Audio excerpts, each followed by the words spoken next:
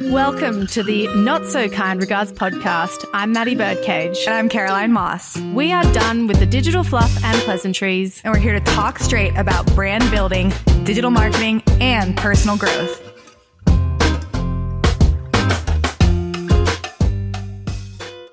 This episode is, of course, brought to you by Birdcage Marketing, the forward-thinking business growth and digital marketing brand that started this all. If you are a small, medium, or large-size business, don't know how to get started, or need to tighten up your digital marketing efforts, we are currently taking on new strategy and virtual marketing manager clients. Let us shape your strategy, give you the action steps you need to implement, and then hold your hand as you and or your team implement the exact process that will take you from where you are now to where you want to be. To get started, book your discovery call at birdcagemarketing.com.au, and let's do this.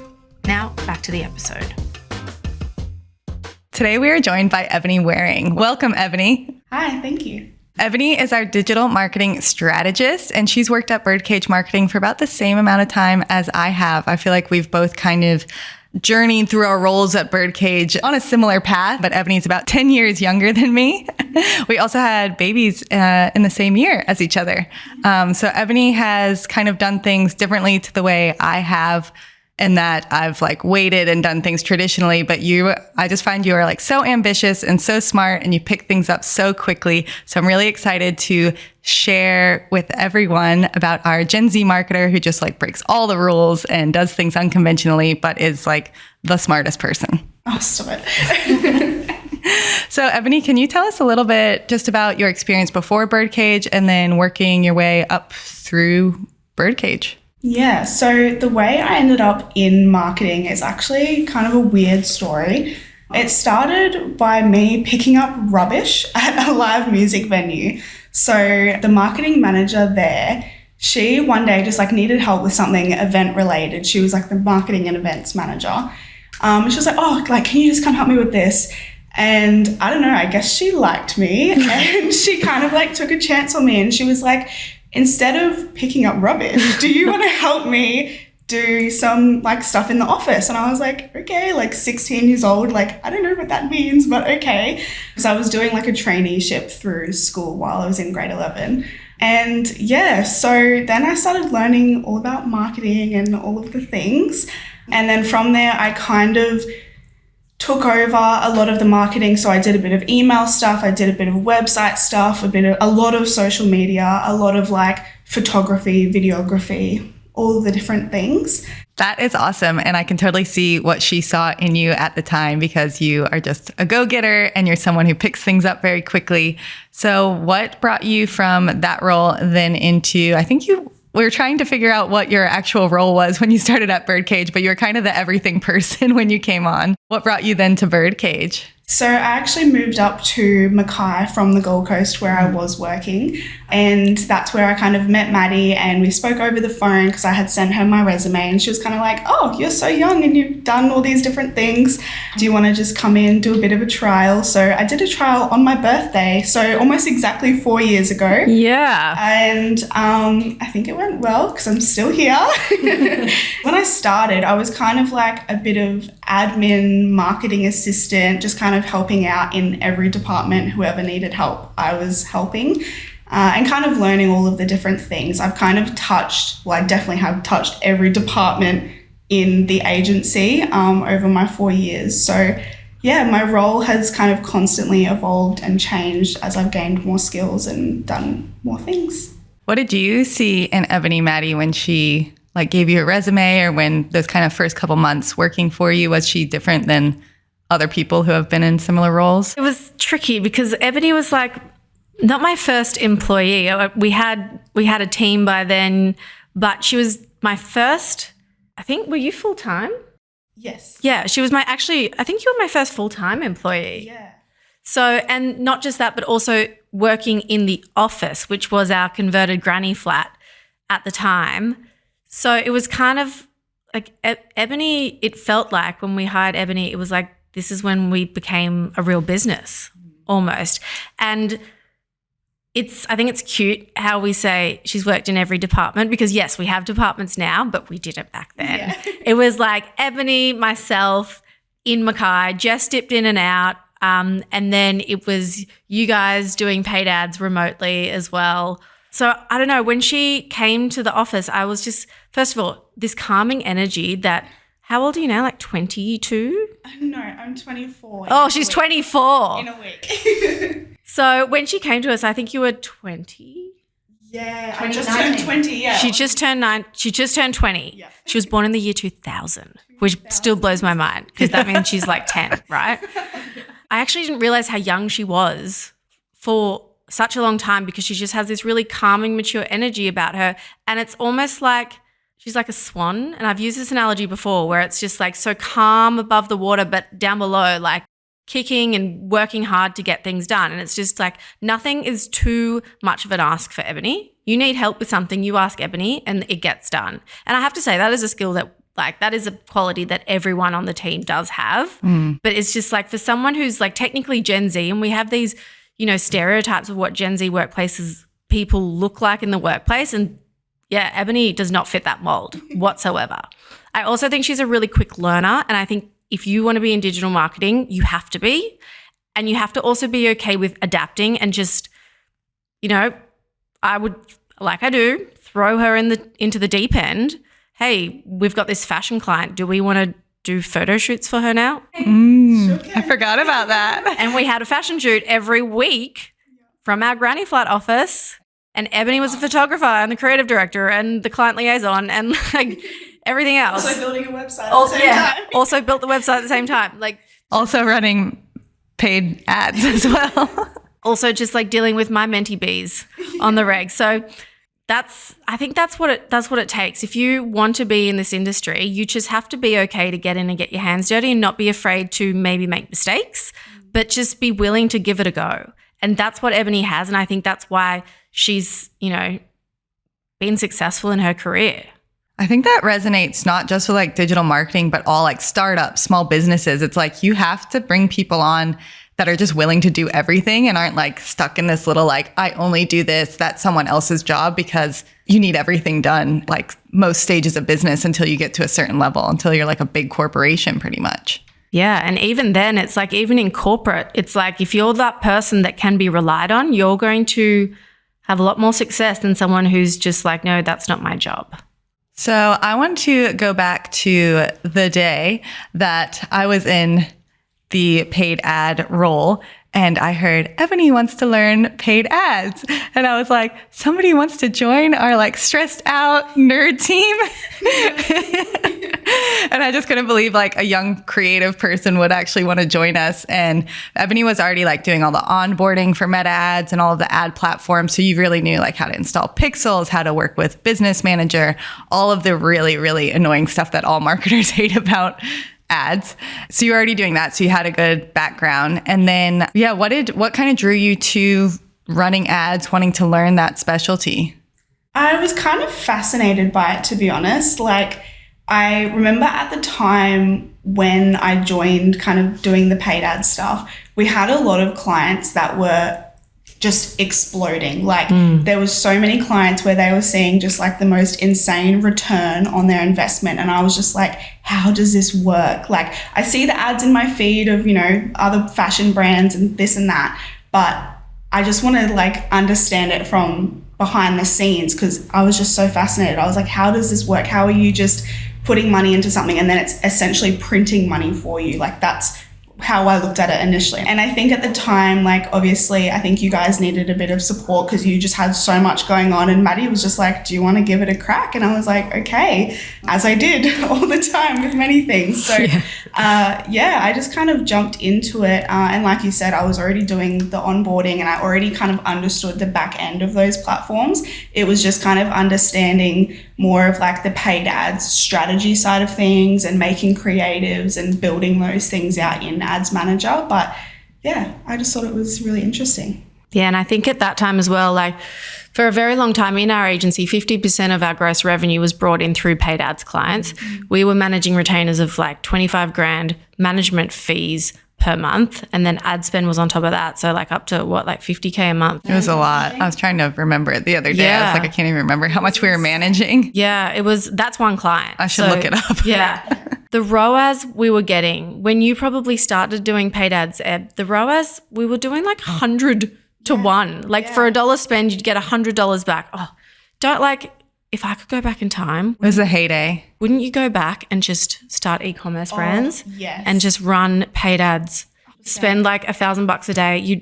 You're printing money. That's printing what I'm money. saying. It was printing money back And then. people used to be like, oh, it's only returning $20 for every dollar spent. And I'm like, if you got that result now when competition is so much higher, capabilities aren't as stalky as they used to be, we'd be number one agency. Yeah. And then the heyday all came crashing down in 2021 when iOS 14.1, Apple's tracking transparency came out.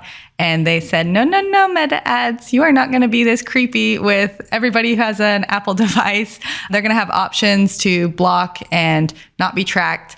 And so we, pretty much everybody across the board, I think all marketers kind of had a general worldwide freak out because everything came crashing down. Then it came back, but it was just never what it used to be. So what did you think we kind of learned from that, to start prioritizing, and how that kind of influenced all of our strategy and what we do now and what we focus on now?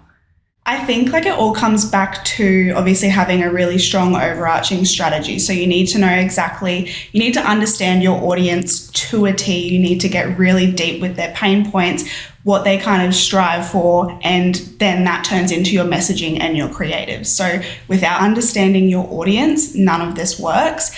I know a way that Maddie has explained it before, and it always really stuck with me, is that paid ads or just anything in marketing is just a cog in the machine. So without everything else working together, it's not going to work. That cog will stop if something else stops. You need everything flowing together, and the only way for that to work is by having a really strong overarching strategy, and that's what it always comes back to. I love that. What wisdom. I think it came back to the original point of marketing, which is okay, it's about the humans and it's about the creative you're using to reach those humans and drive them towards a certain action. It's less about let's optimize this audience by 1% and do this weird placement thing and all these little hacks that we used to have, that we used to watch YouTube videos and, sign up for very expensive memberships to understand and get the inside loop. And now Meta ads to me is it's all about creative and the right message. Yeah. And I think as well back then it was a lot about your creatives were always, they had to be very pretty. Everything was really pretty and beautiful and really high quality. And after this, it really changed and it became more about the more native organic content. Still obviously stuff that is going to stop the scroll. It needs to kind of disrupt the person's feed. But it is just a lot more organic in nature, and it looks completely different these days to what it did back then. It's not just about really beautiful colors and aesthetics. It's you can just do crazy shit now. Crazy stuff now. I guess for small business owners looking to Meta ads, what are some things that you think they need to take off the list before they start thinking about running their own paid ads or even outsourcing paid ads? Obviously the first, not the first thing, but kind of the first thing is once you've got your website live, install your damn pixel. Install your pixel. It is essential. Say it one more time. Install your pixel. I will scream it from the rooftops. It is just so important. The more data you have to work with, obviously, the better. It's not only for retargeting people, but creating lookalike audiences of people that are visiting your website or purchasing from you. Those things are so vital. And then obviously you just need to, like I said before, understand your strategy and your audience. And that's what I really love about Birdcage Marketing School, is teaching people how to do that. So obviously in the school, we teach you how to create the content that is going to resonate with your audience. And once you test that on your organic socials, you can then just pop it into an ad and Bob's your uncle, you're ready to go.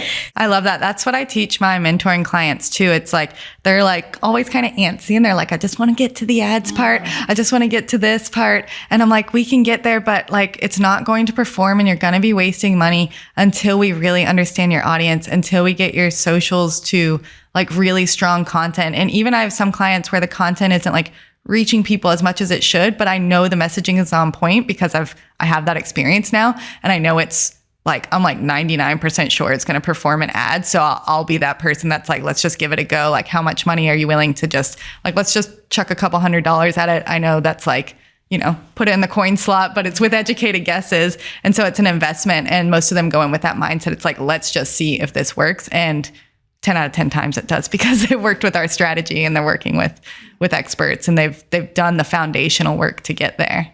Yeah. It's like, I don't know why is it that people just think paid ads is the silver bullet? Maybe it comes back to, like we were saying before, the heyday of 2020 where everyone was just seeing everything explode. I don't know. Yeah, I blame the bro marketers. Yeah, 100% cowboy country. Yeah. But then on the flip side, I get clients who are like allergic to paid ads and they're like, I just want to do everything organic. I don't want to pay for anything. But then it's like, if the sales are struggling, it's like, what? There's only two ways you can get traffic, organic or paid. Like that's the way you do it. So like, why not use 100% of the tools that you have? So you've worked your way up through all the creative roles in Birdcage. You've kind of been a jack of all trades, and now you're stepping into more of like a strategy role. Is that correct? Yeah, I am. So tell us a bit about what you think the experience you need is to get to the role you have now and to be able to create strategies for clients, and kind of, I guess, what's in our strategies as well that people will find useful. I think it comes back to the fact that I, like you said, am a jack of all trades and I have experience in each of our departments. So I understand how ads work. I understand how organic socials work, website, emails, all of the things. I have a pretty good understanding of how they all work and how they need to come together to create a strategy overall that will work. So now that I'm actually writing those strategies, I've got that end goal in mind and I can really create in-depth messaging and talk about our clients' audiences with a deeper understanding of how that will apply across all of their platforms and all of their streams of marketing. That is spectacular. Like, it's not like you went to uni, you did a strategy degree, you became a strategist. You literally have learnt by actually doing from the age of 16 to the tender age of 24. Yeah. Well, 8 years, that's something. That's a long time actually for a 24-year-old to be doing something for. Yeah. Maybe you'll be a lifelong marketer like us. I think that just shows like you just need to start doing. Yeah. Like any business owners who are like, I need the perfect this, I need the perfect that, I need to know everything. It's like, no, you need to be learning and doing at the same time. And like testing. It's all about testing. It's an educated guess. So you understand your audience, you understand, you've got your creatives and your messaging, but it's still all about testing, because once it's out there in the big wide world, you don't know exactly which part of that is going to work. So you need to keep testing different combinations, different messaging with different creatives, with different audiences, and you will find which one that works. But you just got to keep testing. And then you double down on what works rather than going like, I think this is going to work and I'm going to put all my money behind it. Yeah. And if it doesn't work, then I'm going to blame someone else or be in victim mode instead of like, okay, I have a flexible mindset. Yeah. This is all, just a testing ground. This didn't work, so let's try this instead. Yeah. What do you think lends to that mindset, Maddie, of like how would you advise a business owner who's a bit nervous to they just want the right answer straight away? Like, how would you advise them? That's what the strategy does. That's what a strategy does. We don't take on strategy clients or any clients if we don't feel confident that we have the answers for them. But guess what? We generally have the answers for them. There are particular industries that we won't work in. I can't actually think off the top of my head. Like it's mainly, there are particular audiences that we won't work in. And that's purely if we just haven't had experience with them in the past. But we've had experience with most industries. Like, if you are looking for answers, the answers you seek will be in a strategy. That's the whole point of a strategy. It's to have the answers ready for when you then need to head onto the platform. So if you're staring at your paid ads account going, what should my ad say? That's telling me all I need to know, which is you haven't done a strategy. 100%. Because if you have a strategy, you will then front up to your paid ads dashboard and go, sweet, I know exactly, we're going to use this video over here. I'm going to use this headline here. I know that I need to target. Well, you don't even need to focus on targeting too much because Facebook and the platforms take care of a lot of that. If you're thinking to yourself across anything, I don't know what to say right now, you haven't done a deep enough strategy. 100%. And I think the value of going in with testing, it's like, I think my audience cares about this, this, and this. From my strategy, I'm going to see which is going to make me the most money and which is the most compelling. Not like these are all failures, but I have clients who, test 3 different types of messaging, and one gets them like a 6 return on ad spend, whereas one gets like a 2 or 3. So it's like, okay, well, that they've all worked technically, but this one's working a lot better. So let's double down on that. And that's how you grow a business. You get 1% better every single day. And you find the things that are profitable and you double down on them. Yeah. So Ebony, we've talked about your career. You have just like lived so many lives at the ripe age of 24, and you're a mom now as well. Your little girl is about 2-ish months younger than my son. So how have you found juggling like a career and motherhood? I know we all have had our struggles with that, but also like, what does your day-to-day look like? Because you are doing things a little bit differently than most people as far as like not working a 9 to 5. Yeah. It's hard. It's very hard, as we know. Especially, I am one of those mothers that does not have daycare that I can drop my daughter off to. The daycare situation in Mackay is terrible. So I have to rely on my family a lot, and I'm very lucky to have such an amazing support system around me. Honestly, that is really like an important part of it, especially my fiance Daniel. I couldn't do this without him by any means. But it also comes to Maddie as well, being the perfect boss. I know she's got a few videos talking about how she lets her staff do whatever they want. And it just comes down to her just being so flexible with hours and things like that. Obviously, that is a big part of it when I can't just come into the office 9 to 5, Monday to Friday. But it's kind of strange. I think because I love what I do, when I'm working, like whether I'm working at night or during the day while my daughter's asleep, it's like a form of self-care for me as well, because it's once you become a mother, like it's very much just about, everything is about your child, obviously. So to kind of switch that off for a second and just focus on something work related, it genuinely is a form of self-care. I know that, like, I always think like, how do moms go back to work and work in normal, like 9 to 5, Monday to Friday situations, like in this new world of being a mother? Like it is so challenging. Your kid's getting sick all the time. Like they've got so many big feelings. And like whenever, like I get so stressed out when I have to stay home and my child's sick, but Maddie is always so understanding. And she's like, we'll figure this out. We'll figure out your client calls. Like you just make it, you're not that added piece of stress, which I don't think a lot of mothers get that privilege of. But can I just say, though, that these people are incredible that work for me. Like, I think I'm not going to cry because I got lots of mascara on, but the people that work for me are incredible. I get to be that understanding, flexible boss because I know that their responsibilities are always taken care of, because they don't just, well, it's someone else's problem now, see ya. Like if it came down to it, obviously like we always pick up each other's pieces, and I think that goes for every single person in the team. But if you have such incredible, intelligent, dedicated, hardworking, passionate people who deliver all the time, you can, like, I'm not stressed. If someone's like, oh, I can't work today, my kid's sick, blah, blah, blah, I'm like, cool, like same. Like, I really want to speak to the employees here when I say this, because you have the power to create a boss and a manager. You can manage your manager into being that person.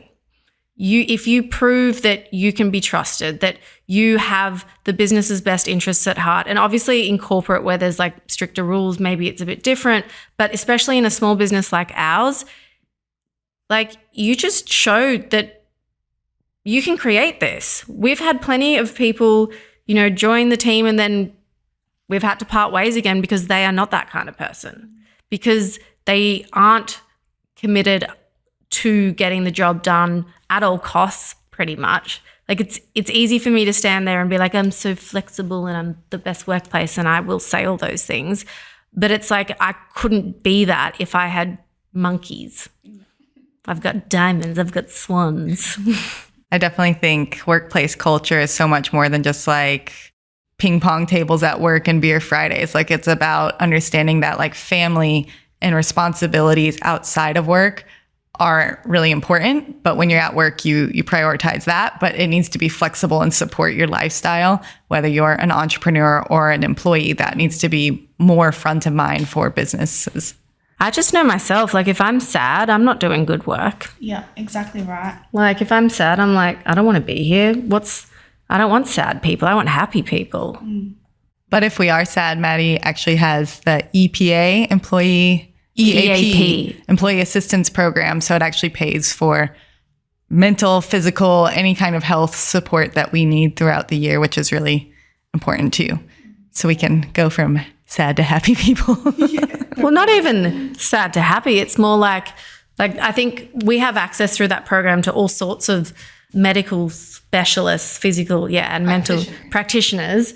But I think the one that most of us use, including myself, is the psychologist service, which it's not even about like getting, making you happy so you can do more work. It's more just like having just another person to speak to, I think. Feeling supported. And just the other thing that I really wanted with that program was because I've been through psychology services before and it's a long wait time to get in to speak to someone, whereas we can pretty much access someone the same week if we need it. I think it's really important. I know a lot of big businesses have EAPs, but at small businesses, you can have them as well. And I think they're very valuable. And it also kind of like, I love to mentor my staff as much as possible, but there's also times where I'm like, I don't know the answer to that one. Have you booked an EAP session? Like it kind of takes the pressure off me a little bit as well to not always have all the answers. And it also, from your guys' perspective, like you can also book them anonymously, and there are obviously things you don't always want to share with me necessarily, but you can share in complete confidence with, that person. And like life is hard sometimes. We just need someone to talk to. I like what you said about work being self-care though too, Ebony. Like I think that's so not talked about in the like mom going to work sphere. It's like all the arguments I see is like nobody can afford to have a one income household, and like that's definitely true. But also like nobody asks dads if they want to go back to work, don't want to go back to work, like if like their jobs aren't treated as hobbies. So I think like it's really important to speak to the fact that like we get a lot of out of working like for our souls. Like it's good for us. It's self-care too. It makes me a better parent as well, because I'm taking that time and using my brain for something else. If I was still, and everyone is completely different, but if I was still sitting at home and not working, I think I would have gone insane by now. Yeah. So we have some rapid fire questions to finish off, Ebony. So I know you're a big reader and you told me that's your form of self-care. I love that. So what's been your favorite book of 2024? Oh, this is a great question. Honestly, it's really difficult to give you just one, but I can give you my favorite series. It's called Throne of Glass by Sarah J. Maas. It is the best series. Is that the one Jess reads? Jess has read it, yes. I'm pretty sure Jack has it on his bedside. It is absolutely insane. Is it fantasy? Yes, like romantasy. Romantasy? Yeah, it is the best. Is it? It's not the one with the fairies, is it? Yeah. Yes, but they're like fae. They're not fairies. Like Everyone fae. reads. I've heard about this on podcasts, actually. It's like dirty fairies. Yeah, dirty, smut books in the office. I'm just here reading about money. Yeah. No, I was going to say that. I was like, look, it's not a book about marketing, but I've got to be honest. Here I was thinking Ebony was reading a book. I don't know, some like big literature book. Like Jane Austen. Okay, do you have a hidden talent that we don't know about? She would have 100. Like, not currently. I haven't tried it in a long time, but I used to be really good at Taekwondo. I was like almost a black belt. And what? So there's Taekwondo across the road, isn't there? I think so. So yeah, be careful. So don't mess with us because we got an almost black belt. I did once. Oh my God. Yeah. Well, it's our team content day tomorrow. So Miss Gen Z, do you have a favorite social media platform? It used to be Instagram, but yeah, definitely TikTok. I spend most of my time there. Yeah. I feel like it's becoming intergenerational TikTok? I don't know, but then I go and speak to like school mums and they're like, Oh, yeah. I don't have a TikTok. I'm like, I can't talk to you. No. Yeah. I just love it because it's just all of my things. Like I get stuff like marketing related. I get like book talk so I can listen to things about my books. I get mum stuff. I get funny Gen Z stuff. Yeah, I find with Instagram, it's like once you're one-dimensional, it's just like one thing. Whereas, TikTok, it's like I get so many different things that all feel relatable to me. 100% I agree with that because on Instagram, as soon as I I'll save one post relating to work or like a coach, it's like I made $50 trillion in a day. I get so many of them. And then I kind of feel like icky. I do. Well, I kind of, on one hand, I'm like, oh, I feel burnt out by this. I don't want to think about work right now. Or then I feel like, why are all these people making $1 kajillion and I'm just here grinding away? Comparisonitis. But like, yeah. Versus TikTok, you feel like kind of inspired or you laugh it's like escapism. Some random stuff. Like I watched this thing last night and I actually, like it's probably the only thing that makes me belly laugh these days. I watched this one video of this. His husband. He woke his wife up, put Uno cards in her hand while she was asleep. I saw that. I didn't see it. She was asleep and he sits up in the bed and has like the pile of Uno cards and has Uno cards and puts Uno cards in her hand and then he's just like, draw 4, it's your turn. He's like, hey, you fell asleep. Wake up, draw 4. And he's like, it just shows her like waking up and then she just starts playing Uno. Like she's completely asleep. It was that is the most unhinged, like diabolical humor and I love it. I think TikTok does it well. It feels like everyone's in on an inside joke somehow. It's like, you're like, oh, I get that. And then people post things that like have no context and then you go look it up so you feel cool. And so like you're in on the inside joke. I just love it and like how you can like repost stuff. Like I'm like, that's so funny. Oh, yeah. One skill you'd love to learn. As weird as it is, because I'm on Book Talk, I see people like binding their own books. So you get your favorite book and you like rip it, like the cover's off, and then you like rebind it and you do like all this really beautiful stuff. Isn't that Joe Goldberg from You? Is it? Maybe. He makes, have you watched You, the series? I watched a few episodes, but I couldn't. I can't do like killer Neither can stuff. I, but I can watch You. Yeah. I haven't watched the new season though. Oh my God. Or the newer season. I love it. I think I was pregnant and I was just like, it was too intense. No, he's wonderful. Yeah. I think he's so good. It's a role he was made for, that guy. Oh, yes. But yeah, he's like he rebinds books. Yes. Oh, because he works in a bookstore. Yeah. I don't know. I just find that so cool. I didn't know you were obsessed with books. Like deeply. It's become my entire personality. How, like... She has like a whole, like a huge bookshelf. And so like I've been reading the same book since I was pregnant and I'm almost just finished it. So I was like feeling very like, oh my God, I am weak. No, I'm still new to it though. It's almost my 1 year book reading. Oh, really? Okay. So it's like a new hyper focus. Because I'm like, how did I like sit next to you for like 4 years. Yeah. No, it's new. I've only read like 42 books In a year. in a year. And I've read one. I'm trying to do 50 books this year. 50. I wanted to read a book a week. Ebony, you need to start a book TikTok. Oh, I would Book review. I'm too shy. What? No, you're not. So there's this course called Birdcage Marketing School, and it will teach you everything you need to know about getting out of your own way and creating the life of your dreams through social media by talking about books. You may or may not get full access. You may have actually helped me write this course. You may have hosted the course before it was the course in live settings, but Actually. Awesome. Well, thanks so much for joining us, Ebony. thanks.